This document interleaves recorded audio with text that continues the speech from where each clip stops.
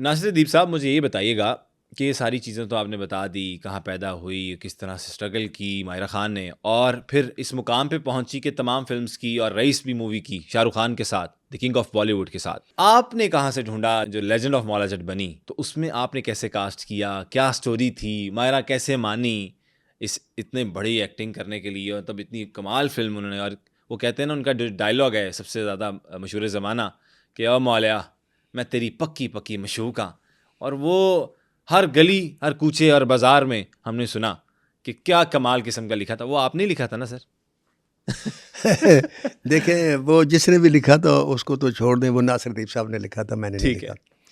अच्छा, जहाँ तक लेजेंड ऑफ मौला जट में उसके आने का है ना बात, उसकी कहानी सिर्फ इतनी है कि आपको पता है कि पाकिस्तान फिल्म इंडस्ट्री जो लाहौर की इंडस्ट्री थी वो फलाप हो चुकी थी, और इंडस्ट्री जो थी वो कराची चली गई जी। और उस दौर में मैंने आज तक ज़िंदगी में कभी किसी से काम नहीं मांगा, कभी सिफारिश नहीं की, कभी किसी के घर नहीं गया कि मुझे काम दे। ठीक है। मैंने हमेशा अल्लाह से मांगा और काम मेरे पास चल के आता है जी। वो एक दौर बीच में ऐसा है जिसमें मेरे पास काम नहीं था, 15-16 के दौर में मैंने नहीं मांगा। मैं एक आदमी को दाखिल करवाने के गया, यूनिवर्सिटी गया, तो यूनिवर्सिटी का जो वो उसका डिपार्टमेंट का चेयरमैन था, डीन जो, उसने मुझे कहा ना साहब आपकी मैं बात मान लेता हूँ, आप मेरी बात मान लें। मैंने कहा जी फरमाएं। कहते आप ये मास कम्युनिकेशन के लेक्चर देंगे हमारे यूनिवर्सिटी, पढ़ाएंगे पंजाब यूनिवर्सिटी में। ठीक है। अब अंधा क्या मांगे, 2 आंखें। मैंने कहा जी बिस्मिल्लाह। तो वो मैंने हफ्ते में 2 लेक्चर होते थे, वो 5,000 रुपया एक लेक्चर का मुझे मिलता था। अच्छा। तो मैंने कहा बिस्मिल्लाह, वो मैं लग गया, मैं चुप करके ले लिया। उसके बाद बिलाल साहब से मुलाकात हुई। उसके बाद बिलाल लाशारी साहब मिले मुझे एक रेस्टोरेंट में। ठीक है। एक लड़का सा टोपी पहनी हुई, और मैं सोच भी नहीं सकता किसने बार बनाई है।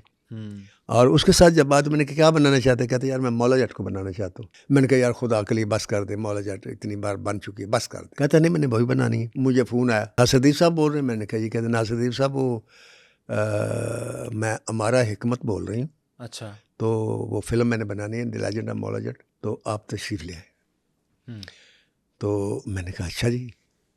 मैंने कहा ना कि बिलाल साहब के घर पे आ जाए। ठीक है। मुझे यकीन आ गया कि खातून माकूल है। मैं बिलाल साहब के घर चला गया। वहाँ खैर बात होगी, हमारा से मुलाकात हो, बिलाल साहब से मुलाकात हुई। उस वक्त बिलाल साहब ने मुझे एक लिफाफा दिया, ये फर्स्ट इंस्टॉलमेंट है आप, और दूसरी इंस्टॉलमेंट मिलेगी जब आप स्क्रीन प्ले कंप्लीट करेंगे, तीसरी मिलेगी जब डायलॉग लिखेंगे। मैंने कहा जी ठीक है। वो लिफाफा भी उतना ही तकरीबन भारी था, मैंने जेब में रख लिया। मैंने कहा चलो लाख तो आ गया होगा, अगर ये भी 3 लाख होंगे ज़्यादा से ज़्यादा, कोई ऐसी बात नहीं। बात होती रही। जब मैं गाड़ी में बैठा, तो गाड़ी में खोल के मैंने लिफाफा देखा तो 5 लाख रुपया था, वो 5-5 हज़ार के नोट थे। तो पता चला कि 15 लाख रुपए की फिल्म है। ठीक है, इस तरीके से तो मैं इन हुआ मौला जट में। मैंने कहानी लिखी, मैंने इंटरवल तक कहानी सुनाई बिलाल साहब को, और मैं हमेशा इंटरवल तक की कहानी सुनाता, उसके बाद नहीं सुनाता। ठीक है, इंटरवल तक ओके हो जाए तो फिर आगे, वरना मेहनत ज़ाया हो जाती। हाँ जी। बिलाल साहब जब कहानी सुन रहे थे तो मैं उनको देख रहा था, बॉडी लैंग्वेज उनके चेहरे का एक्सप्रेशन, मुझे ऐसा लग रहा था इनको कहानी पसंद नहीं आ रही। सही है। इंटरवल हो गया, उसके बाद वो उठकर वाशरूम में चले गए। फिर 5-7 मिनट बाद आए और चाय मंगवाई, चाय पी। तो अब मैं कहूँगा कुछ को बोलेंगे, वरना मेरी कहानी इंटरवल तक सुनते तो लोग कहते क्या बात है, वाह जी वाह, मज़ा आ गया। कुछ भी नहीं बोल। तो मुझे कहता है मुझे 2-3 दिन दे दे और फिर मैं आपको बताता हूँ सोचने का। मैंने कही ठीक है। मैं चला आया। 2-3 दिन गुजर गए, 2-3 हफ्ते गुजर गए, 2-3 महीने गुजर गए। तो मुझे पता चला कि मेरे डायरेक्टर मसूद भाटू ने कहा नासिरुद्दीन साहब आप तो वहाँ से कट हो गए। मैंने कहा क्यों? कहते वो तो कोई और राइटर लिख रहा है फिल्म। अच्छा। मैंने कहा कोई बात नहीं। 2 महीने और गुजर गए। फिर एक दिन बिलाल साहब का फ़ोन है, ना साहब ज़रा मेरे पास तशरीफ़ ले आए। मैं घर चला गया। तो कहने लगा नासिर साहब मैं ना असल में आपको बताऊँ, आपने जो कहानी सुनाई मुझे तो समझ ही नहीं आई, क्योंकि मुझे पंजाबी नहीं आती। अच्छा। मैंने कहा जी फिर? कहता फिर ये मैंने बैठ के ना कहानी एक बनाई, इसको सुन ले। मैंने कहा जी सुना दे। उसने कहानी सुनाई। जब कहानी सुनाई मैंने कहा जी कहानी तो बहुत अच्छी है, लेकिन इनकम्प्लीट है, इस कहानी ये बनेगी अब मैं आपके साथ बैठूँ। ठीक है, ये फिल्म की कहानी नहीं है। कहने लगी ठीक है। उस बच्चे में, उस डायरेक्टर में ये क्वालिटी है कि वो सुनता भी है गौर से, मानता भी है अगर जायज़ बात, वो नहीं करता। आफ्टर ऑल हमने 3 साल लगाए, हमने स्क्रिप्ट को मुकम्मल किया। 3 साल में माहिरा सिलेक्शन में थी पहले एक्टर सुनने में? वो बताता हूँ 3 साल में स्क्रिप्ट मुकम्मल हुआ, लेकिन एक्चुअली उस पर जो दिन लगे थे वो लगे थे 107 ठीक है, जो हमने काम किया। ठीक है। मैं जब कहानी लिख रहा था तो उस वक्त मुझे बिलाल ने बताया कि नासिर अदीब साहब, मैंने जो एक्टर साइन कर रखे वो सुन ले। हुँ, एक फवाद खां, ठीक है। एक मायरा खां हुँ, और एक हमजा अब्बासी। ठीक है। फवाद खां मौला जट, हुँ, हमजा अब्बासी नूरी नत हुँ, और मायरा खां मुखो जट। ठीक है। दारो नतनी का रोल और जो बाकी माखा और ये वो है ना नूरी, हुँ, ये नूरी के अलावा जो रोल है ये हम बाद में सिलेक्ट करेंगे। सही है। मुकम्मल हो गया जब सिक्र, तो उन्होंने जनाब कहा कि दारो नतनी का जो रोल है ना ये करेगी अमायमा मलिक। अच्छा, मैंने कहा सर ये हुमायूं मलिक, हैं हुमायूं मलिक। अमायमा मलिक। मैंने कहा बिलाल साहब ये बिल्कुल भी नहीं करेगी। कहता क्यों? क्योंकि वो हर एक्टर मेरे से पूछ के करता था। अच्छा, मैंने कहा सर ये वो काम कर ही नहीं सकते। कहाँ दारो नतनी और कहाँ इमाम मलिक, क्या कर रहे हैं आप? लो जी 2-3 दिन में बहस करता तो मेरे से कहता नासिर साहब आप ये मुझ पर छोड़ दें। ठीक है। मैंने कहा आप पछताएंगे। कहता कोई बात नहीं। लेकिन बाद में जब फिल्म रिलीज़ हुई तो बिलाल लाशारी का कॉन्फिडेंस सही था। दुनिया ने इमाम मलिक की बहुत तारीफ़ की कि बहुत बिल्कुल, अच्छा काम किया। बहुत ठीक है। कमाल। अब आते हैं कि मायरा खां कैसे। मायरा खां तो पहले साइन थी उनके पास। अब जो प्रॉब्लम आया जिसमें कहानी मुकम्मल हो गई तो उसने कहा नाज़िर साहब कि डेली गाड़ी आपके पास जाएगी और आप डेली मेरी शूटिंग अटेंड करेंगे। वो गाड़ी आपके पास रहेगी सुबह से शाम तक, जब आपका दिल करे कहीं जाना हो।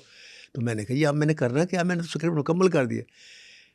तो हंस के बोला नासिर साहब ना तो मुझे पंजाबी आती है, ना मेरे स्टाफ को पंजाबी आती है, ना मेरे किसी एक्टर को सिवाय हमजा के पंजाबी आती है। ठीक है, तो इनको पंजाबी सिखानी है आपने। सही है। उसके बाद फिर ये हुआ कि सिखानी तो क्या थी, उसने तजवीज़ दी कि जी आप जो हमारे सीन है ना हाँ, उनको रिकॉर्ड करके तो वीडियो जो वो ऑडियो जो हमें भेज दे, ठीक है। 7 सीन भेज दे। हुँ, तो वो बिलाल खुद ही स्क्रिप्ट करते थे, वो राइट करते थे।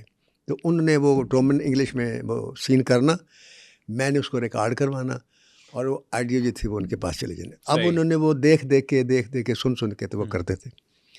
लेकिन इसके बावजूद जब डबिंग होती थी तो फिर मुझे बुलाया गया, ख़ास तौर से जिस दिन मायरा खां की डबिंग थी। अच्छा, तो मैं गया तो वो मायरा खां के जो मैंने देखा कि लड़कियां जितनी भी शोबे में हैं ना बड़ा अच्छे लिबास और स्टाइलिश और ये वो, जैसे कि कैजुअल।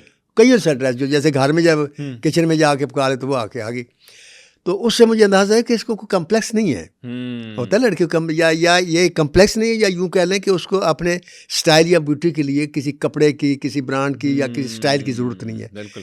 तो और फिर बात यह कि मुकम्मल हुस्न भी वही होता है जो हर हाल में हुस्न लगे। क्या बात है। वरना डबल वर्जन के हुस्न तो बहुत है ना। ऐसे ही। एक वर्जन मेकअप का होता है, जैसे आप जी, करके आते हैं जी, तो जी। अपना हसीन बन के आते ऑब्वियसली हैं। सर। लेकिन ऐसा हुस्न होना चाहिए जैसे मेरा है। जी, जी, ऐसा ही। हैं जी। कि मेकअप का मोहताज नहीं है। हाँ ठीक। जी, बिल्कुल। तो वो फिर इसको मैंने दिखाया। तो अब आते हैं कि फिल्म जब मैंने देखी, हुँ, बिलाल की आदत थी हर सीन मुझे दिखाते थे हाँ, और अपने स्टाफ को भी यकीनन दिखाते होंगे, लेकिन मुझे ख़ास तौर से दिखाते थे। पूछते थे कैसा लगा। अच्छा। अगर मैं कहता था बहुत अच्छा तो ओके, वरना अगर मैं कहता था नहीं यार ये नहीं अच्छा लगा। तो दोबारा रिपीट होता था कोई? नहीं जी, ऐसा भी हुआ कि एक उन्होंने दिखाया मुझे वो रोल था वो, तो वो जो बाद में नैयर रियाज ने किया, तो उसमें एक एक्टर था। तो मैंने कहा अपना बिलाल भाई ये आपका काम तो मुझे ठीक लगा लेकिन एक्टर मुझे सही नहीं लगा। अच्छा, क्या ठीक, उन्होंने एक्टर ही बदल दिया।